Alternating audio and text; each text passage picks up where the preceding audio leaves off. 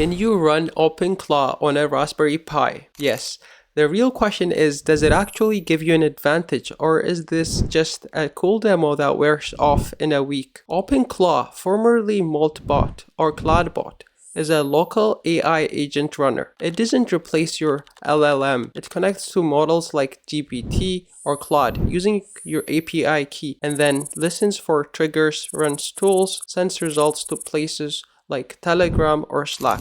Think of it less as a chatbot and more like automation glue than AI brain. Let's be clear about the hardware. The Raspberry Pi is not here to run big models locally. If that's your goal, stop.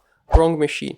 Where the Pi does make sense is when you want something always on, low power, predictable behavior, in other words, infrastructure, not performance. Here are the cases where this actually holds up. You want an always on personal assistant without running a laptop 24/7. You need scheduled or triggered tasks like briefs, checks, summaries. You're okay using Claude models but want control over when they run, like scheduling a cron. You want one box that quietly does its job in the background.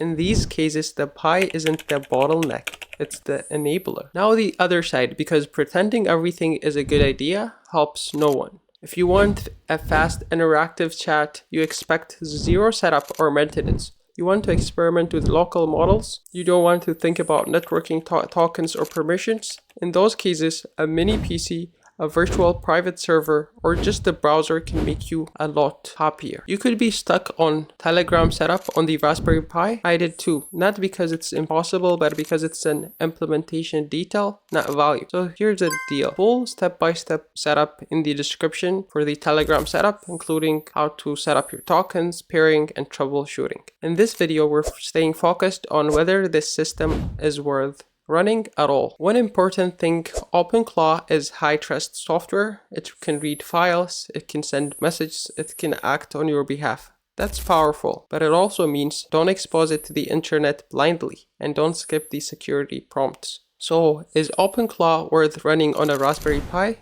Yes, if you want a low power, always one agent using Claude models. No, if you're chasing speed, novelty, or zero friction setup. The Pi doesn't make it magical, it makes it reliable. Link to the Telegram use case below.